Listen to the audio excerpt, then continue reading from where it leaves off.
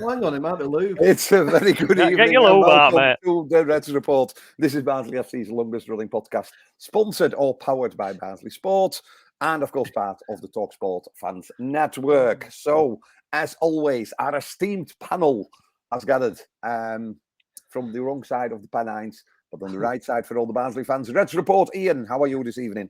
Very well, Carlo. You okay, guys? Yeah, and from his boudoir, and Always. we're not going to ask what's in his cup, but he looks a bit. But it's tea. It's only tea. Of course it is. It's Steve. Steve, how are we doing? I'm having some tea Yeah. in bed. Leave the camera as it is. We don't want to see who's there. Right, boys. Saturday, of course, all about Bolton away, first leg. The preferred 11, as I think we can. I know there's always issues, and we talk about the enigma that is Adam Phillips, but Mads Anderson at the back. What were your thoughts going into it? Ian, you go first, because we saw the night before what can happen when you get it wrong. When Wednesday got a hiding away at Peterborough. What were your thoughts going in? Was it going for the win? Was it just don't lose, keeping the tie? How did you view it, Ian? Well, I said last week when we did the predictions, I said just stay, be in the tie, be in the second leg, and obviously we saw what happened to Wednesday on the Friday night, and I think Duff and Everett both commented after the game over the weekend that maybe both sets of players, I think both sets of fans and players were quite happy with the draw, having seen what had happened. You just want to still be in the tie, so I was expecting Bolton to throw the kitchen sink at us. 23,000 on, real chance to have a go at us. We'd not been good in the last couple of games. I was wondering whether we'd snap out of that, and we did. We were much more like the team that played a few weeks ago, and I thought we were superb. I thought we controlled it, and I think we nullified them, to be fair. So slightly tinged with thinking we could have probably have won it. We had the better chances, and their keeper made the better set. Was the busier keeper, but I was really happy at how we snapped out of that lull we'd had against MK Dons and Peterborough, and put in a great performance, I thought. Steve, it's hard to think for me of a better away performance over the last couple of months, because bearing in mind it was a different type of game.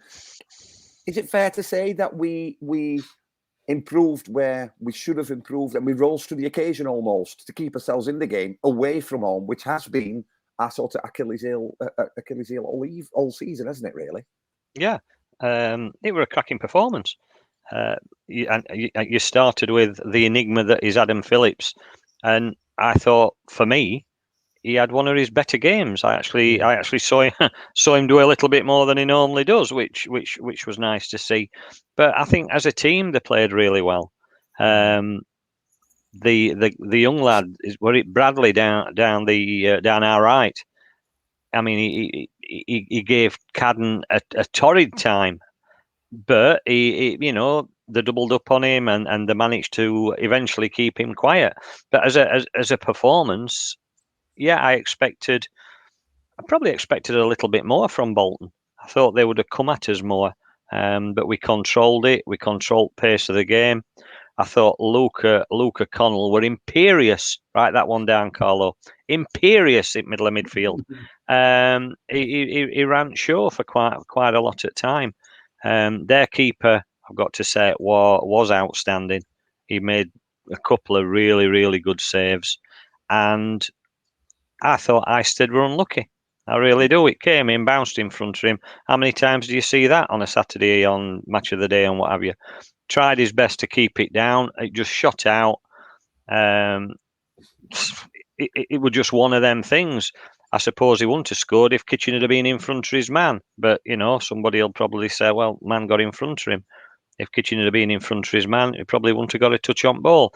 But it don't matter. We got what we wanted in a way, which was back at Oakwell, we a clean slate.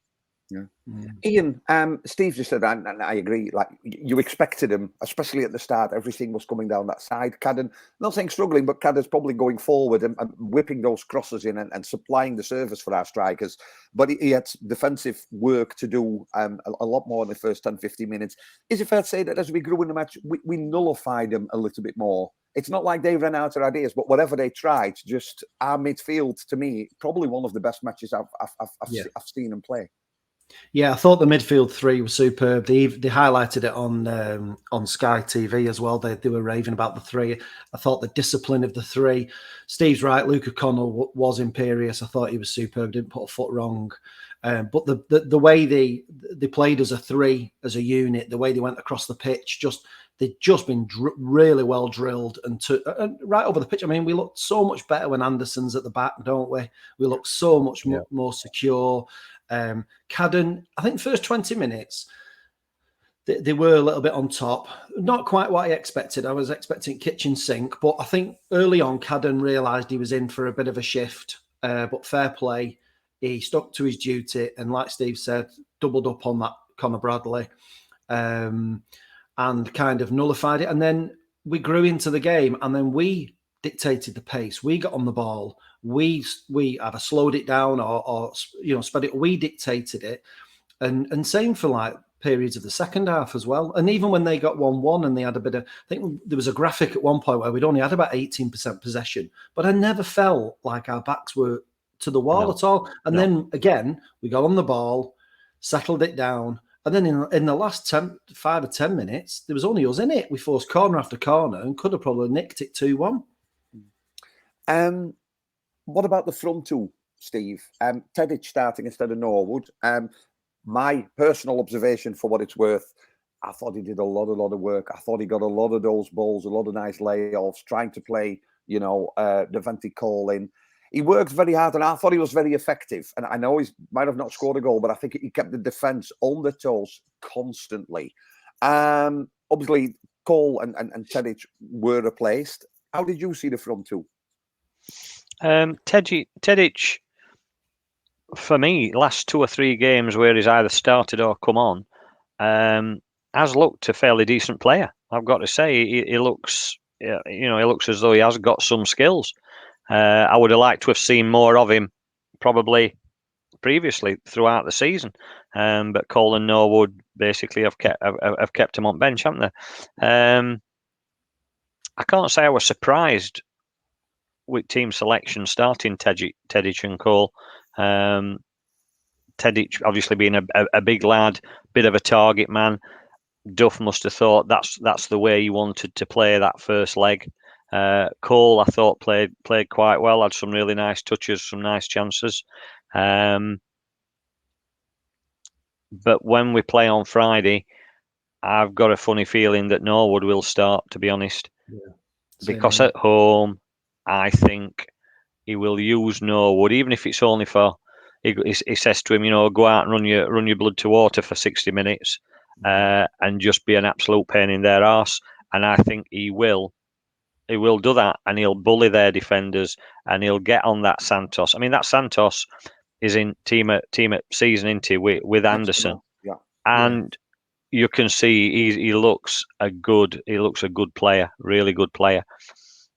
Did Tedic or Cole sort of give him a lot to do or a lot to think about? Maybe not enough.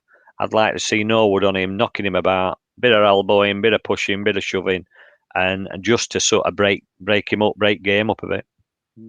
Yep. Let's play devil's advocate then, Ian.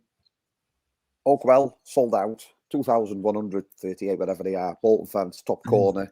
Let's keep them quiet. How do you approach that if you were Bolton manager? What can you say? Because Barnsley at home, I think, are a different proposition than Barnsley away. Not saying we were cautious, but I think they almost allowed us to play our game and play that press and mix things, stop them building from midfield and turning the tide. Did you see anything for which you thought, need to keep an eye on this? Because, was there anything? What do you do if you're Ian Evans? Do you go out to your play and say, just go for it? Or does that play in our hands? Because we know if we get the ball in midfield with the pace and personnel we've got, we could counter really easy. How does as an opposition manager, how do you approach this second leg? I thought Bolton's real threat, there was nothing much through the middle. I thought it was from the width. I thought that Williams and Conor Bradley were a potential handful. A lot come through them too. And I would fear their width, and Dion Charles, who scored, knows where the net is. And I just feel if I was ever, I'd probably say, soak it up and try and play him on the counter and either go long sometimes or play it into the channels and really push Bradley and whoever they play on the other side and really run at our fullbacks and try and hit on the counter because they've got pace. That's what I would probably say. Because I thought that was their probably strongest point on Saturday. So I would, if I was ever, that's what I'd say. Go and hit them on the counter and lull them into a false sense of security, and then go fast and use that Bradley, because he had a hell of an engine on him. Mm. Steve, as Barnsley manager, you've seen what happened at Bolton. What would you say to your team about the strengths of Bolton and how can we win a match without giving them, because if they score first, it sort of all turns around again. What would be your words of advice to keep an eye out for in this reverse fixture? Do you know what? I'm going to mirror what Ian said. Their threat was the width, was Bradley. I must admit, he did stand out for me. He only looks a young lad. Never seen him before. He's got an engine on him, and he's rapid, really is. So I think that they're aware of that now. I must say I would like to see Barry Cotter on the bench, just maybe for second half, maybe because I think because we did that much defending, looking after Bradley, and did you say William? It was Williams, weren't it, on the other side? William, yeah. I think last 20-25 minutes, both our fullbacks were, rightly so, quite tired. They weren't getting forward as much, or they didn't seem to be. And I think that would have been a good time to put somebody like Cotter in, who is rapid himself and likes to get forward. And I think that might be something to look at last 15, 20 minutes. But threat-wise, again, it is that width. Interesting, that one about Cotter, isn't it? Because if you go back sort of like halfway in the season when Williams came back and then we changed the formation and things started clicking into place. And at times I look at him and this is a really, really, really good player, but he always seems to be chasing balls. There's a high ball he chases. He tries to outrun the defender. From what I've seen from Cotter, he seems far more confident taking players on along that byline and sort of running. You mentioned the bench there, Steve. Ian, we have got the advantage, or whatever you want to call it, that there is quality on the bench now, isn't it? If you look at like a Luke Thomas that sits on the bench, absolutely. If you look like a Watters last Saturday, Norwood, Barry Cotter, there is different ways in which Duff can influence or change the match. Who would you name on the bench? So forget, this is a one-off match, isn't it? Winner takes all, isn't it? Because it's 1-1. Who would you place on the bench?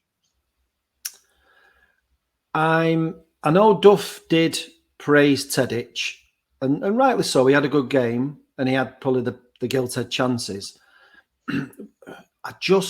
We need to be clinical on Friday. It could be a really close game. This could go all the way. The two teams have not been split much all season, and we could even go to extra time. We weren't quite.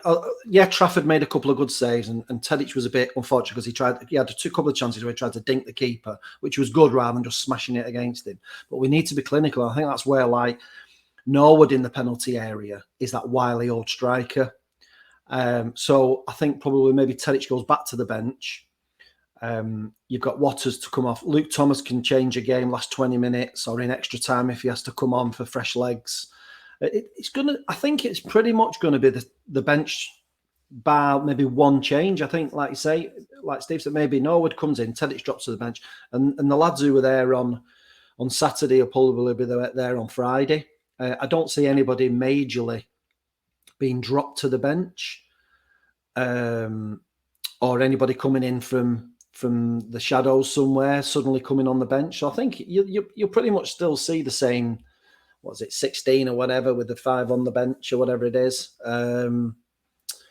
Maybe just a slight adjustment. But we've got players who can affect a game. Luke Thomas being one of them. Steve, just talk about the fans then. I think there's no doubt that a 1-1 scoreline has helped Phil Oakwell because it's all to play for. You'd have gone there and won 3-0. I think you would have been trouble. Probably because people will start saving the money for Wembley. If you're 3-0 down, people think I might as well watch it on Sky because we're never going to make it anyway. So a 1-1 has probably helped. But still, what an amazing achievement effort from the Barnsley fans. Pontian sold out, East Upper, East Lower, that whole side of the West End, West sold out. I mean, it's going to be... It's got everything, hasn't it, to be one of those historic nights that people will be talking about in 5, 6, 7, 8, 9 years. I think first and foremost, you've got to talk about the fans that were at Bolton, because you could hear them singing. How many Bolton fans were in? Did you say in 20,000? 20, 21? 20. Well, it's 23. There was the attendance, so there was about 2,100 Barnsley. So but you're right, you could hear them all. You could hear Barnsley singing nearly all the way through, and there were times where Bolton were couldn't hear a thing. So you've got to doff your cap to them guys that went and sang their hearts out for 90 minutes. Friday night could be, in a way, pivotal as Barnsley want to move forward, not just on the pitch but off the pitch as well, because it's the opportunity for people to come in. And let's face it, if it's full, there's going to be people there that's possibly never been to a match before. And if we can put a performance on, getting to Wembley will hopefully make them people want to come back more and watch the good football that Barnsley are playing. But on the flip side to that, let's not forget that it's been an amazing season up to Friday. Whatever happens on Friday, win, lose, or draw, how good a season has this been? And it's exceeded everybody's expectations, because coming off last season when we got a shite manager, we got players that didn't want to play for us, we got some players that wanted to kick up backside. Duff comes in, I can't talk about Duff because I get really excited and it lifts my laptop up. Look, I told you, other side, I told you, he'd put his hand in his hands if I did that. That guy's come in and he has worked wonders. So whatever happens on Friday, the people that are there, get behind the team. Let's make it a night to remember. But let's still support them going forward, no matter what happens, because it's been a really, really good season. And I think just on that as well, I think even if we don't get the result we want, should stay behind, and because it's the last chance to see the lads before the season finishes and applaud them off. Even if Bolton fans are singing about Wembley and you're absolutely gutted, they absolutely deserve one final lap of honour, so to speak, don't they? Even if we don't get the result we want. Yeah. Last season, I made a comment on a national podcast that the club was rotten from the core within, and that was silly, weren't it? Well, no wonder you can't get anybody on the podcast. No, nobody wants to come on. No, let's be honest. On the pitch, from what we saw, it's not coincidental, is it? Julian Key comes on board. Jean Crine comes on board. The Barnsley women are champion of their division. The under-18s have won their division. The first team are in, we're a pube away, a cat's whisker away from Wembley. There is something. There is something. Who brought pubes into it? What's he got in his head? You started it with your laptop moving. But there is something about. What have you got on your mind? There is something about when the club is run well, that spreads out to all the teams, because the academy, Nicky Eden with his team has had a fantastic season. The ladies have won their division. Is it hard to maintain that? Ian, if we don't make it, or if we make it to Wembley and we don't win there, is the expectation going to be different going forward? Expectation will always go through the roof, won't it? But even if it's not to be on Friday or at Wembley, I just hope that, certainly from a board's point of view, that they make the right decisions personnel-wise, that some of these players whose contracts are coming up or due up, that they get tied down. We don't let somebody like Anderson go, or if he does, we look for a top replacement, and we look to build and give Duff a squad for August to hit the ground running and do it again, and build and just be that stepping stone and go again next season. I just hope that we can keep it going in that respect. What about you, Steve? Is it fair to say that if it's been a successful season, this match on Friday or the potential final at Wembley is not going to define our season, because it's been a fantastic build from a scrap heap. We've built a team, we've got identity back. There's a certain way that we play. We've got a fantastic manager, but there's also like £7 million difference, isn't it, between playing in League One or playing in the Championship? Is it fair to say that if we don't go up, you might not get another opportunity to sign people like a Bobby Thomas on loan, or to have a Harry Eistedt in goal? Is it going to be seen as a missed opportunity and maybe a step back again? I mean, I don't know. No, it's not a step back. I don't think it's a step back at all. If we don't go up this time, let's face it, none of us thought we would be going up this time anyway.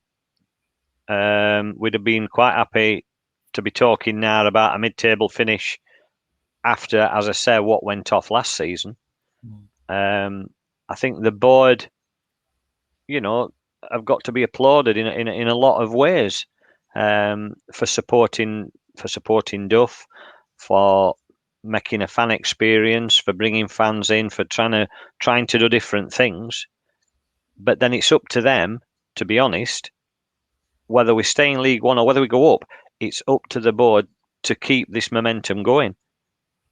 We know it's a business, but you're only going to make money if you speculate to accumulate. So they're going to have to keep supporting. They're going to have to put some money in. They've got to back Duff. Yeah. But I suppose the main thing is they've got to keep hold of Duff, because yet again he's proved with us in one season what a good manager he is. And I think given another season with us, keeping hold of him, giving another season with us, if they give him, I'm sure he'd love to keep Bobby Thomas. He'd love to keep Eistedt. God hope he don't want to keep Martin, but anyway, that's another story. But maybe if we do stay in League One, maybe he can persuade them. Because at the end of the day, young footballers, I would like to think, want to play football. They don't want to do a Gareth Bale and sit on bench and just take the money every week and get nothing. Get no game time. They want to be playing. Burnley's gone up. Bobby Thomas, as good as he is not going to get in a Premiership side. So maybe he'd like first team football. Do you know what I mean? Eisted's not played for Luton hardly all season. Maybe he'd want first team football. So it's up to them to choose to want to stay. But if they go, they go. I'm sure Duff's got a list as long as his arm of players he'd like to bring in. Back the man. Let's keep this momentum going all the way through club, through all the teams, ladies team and everything. Brilliant. And I think, sorry, just on that, I think you look at those lads, and even some of the ones who are on loan, they look a happy bunch. Bobby Thomas plays with a smile on his face. A lot of these lads who probably got uncertain futures, they look like, I can only go off how they look on the pitch and stuff, and the demeanour around themselves as a squad. They look a happy squad. They look happy to be here, happy to play under Duff, and they're playing regularly. So like you say, even if we don't go up, some of them might still be quite happy to say, you know what, I'll give you another 12 months. Because you look at, I've had a bit of a sneaky look at the league table and thinking, well, what if we don't go up? And you look at who's coming up from League Two: Leyton Orient, Stevenage, Northampton, and then one from Bradford, Carlisle, Salford and Stockport. None of them, they'll struggle next season. You look who's coming down from the Championship: Wigan and Reading have not got a pot to pee in, that they're in real dire straits. Blackpool kind of yo-yo a bit. Who knows what Derby are going to look like next season, because they really blew the budget on this season going up. Wednesday, can they afford the contracts? We'd be one of the favourites. There's nobody who's come down from the Championship that I particularly fear. Yes, it's always a tough league, but I think if you could keep that squad pretty much together and support Duff, we're probably one of the favourites to go up automatic if we carried on this vein. Looking ahead then to Friday night, bearing in mind Friday night victory would be fantastic. It's the job half done then, isn't it? Because then there is still the Bank Holiday Monday showdown at Wembley. The fans have done their bit. You know, they've sold the stadium out, which is fantastic. I hope that somewhere along those 90 minutes, because let's hope it doesn't go beyond, because I've never even asked you to do the thing they've practiced penalties, but we'll leave that to another day. I don't want to tempt fate. I hope that somewhere along those I hope Phillips has practiced penalties, I'll tell you. Somewhere along those 90 minutes, you know, and I hope there is some sort of tribute, as there always is, to Beth, because she is pivotal. And I think, you know, it was started, I think, at Derby, wasn't it? And I just think with the footballing world in England, hopefully glued to Sky Sports on Friday night, a sold-out stadium, I think that's a you know, a real message of support for Beth and for her family. But it's what happens on the pitch that counts, and that matters the most. So, Steve, we go to you first today. It's half time, it's 1-1, because that's really how you have to look at it. Yeah. How do you see this one going? Matt Anderson, 91st minute of his left eye.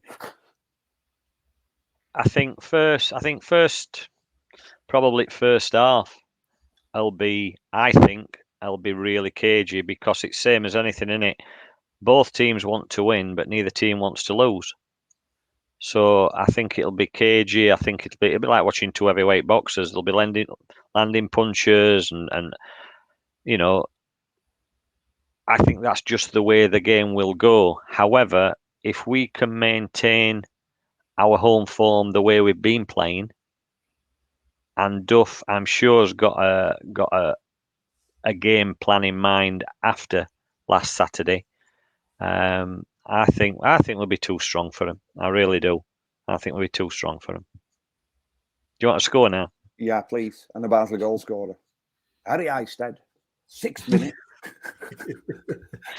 You've been drinking again, yeah, haven't you? You've been drinking again every time. Is there a pube on that can? I've not been playing golf like some, working Oslo. 3-0. Oh, you have been drinking now? 3-0. 3-0. Max Watters, because I think after Saturday he might change it up completely and play Watters and Norwood up front. There you go. Just a thought. No, I like it. And it'll not be the first time that you've been right. I mean, there's not been many occasions, but there have been times that you've been right. Ian, over to you. What do you reckon? I agree that it'll be cagey. I think there's a lot at stake, and I think ultimately you've just got to go. I know it's easier said than done. Just go out and win the game, but I think it'll be 1-0 or 2-1. I think there'll be one goal in it. 2-1 Reds. Goal scorer. God, it's a bloody lottery, this, isn't it, every week? Yeah. I went with Cole last week. I think I'll go Norwood. So the way I see this going in my head, I think we will win. I think we will score in the first half reasonably early. We'll have to withstand periods of enormous pressure. I don't think we'll get the winner till about the 83rd, 84th minute. And that's when that squeaky bum time till the final whistle. One thing that I forgot to talk about, I hope it's a similar referee, because he went almost unnoticed, didn't he? I personally thought it was a good match. Yeah. And that shows you the influence a decent referee, because it was flowing football. Was there 1 minute extra time or something in the first half? Because he just let things go when he was open, honest and really, really good. So we're all saying then, the goal scorer for me first will be, I will go with Mads Anderson, because I I just think captain's performance, isn't it? He just needs to cap us. If he can get us to Wembley, that would crown what a season for the young Dane. I mean, we will be assembling afterwards, hopefully, if we can sneak a quick victory drink in before you go back to the M62, Ian. Town should be buzzing, shouldn't it? It's been a while. Should be. Are we sneaking? Are we not sneaking a quick beer in before we go to the game? That's the thing. That's the question on everybody's lips. The only way you're not. I know you're not. No. The only way I can do, but it would have to be like fan zone outside, because they're near the stadium to get in and get set up and do what I'm doing for commentary. But listen, we can. I'm there after. I'm there after. I'll let you know. Am I all right parking, Steve, where I normally park? Yeah, but don't tell anybody though, will you? No. Else my ex-friend might have something to say. Although I've not done a Simon Cowell today, so he's not got as much to moan about. Oh, I'm thinking about Simon Cowell again. Look. Oh, I say get down. Listen, if you're going to Oakwell on Friday, it don't matter if you go every single home match, every away match for the past 12 seasons. It don't matter if it's the first time you've gone to Oakwell. There's one common goal, isn't there? Our goal on Friday is to win the match, and the only way we can do that is to get behind the team.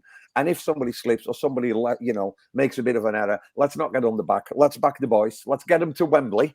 And as always, make your voice heard and enjoy your evening. You've been listening to the Reds Report, Barnsley's longest running podcast, all about Barnsley FC, powered by Barnsley Sport and part of the TalkSport network of fans. You Reds.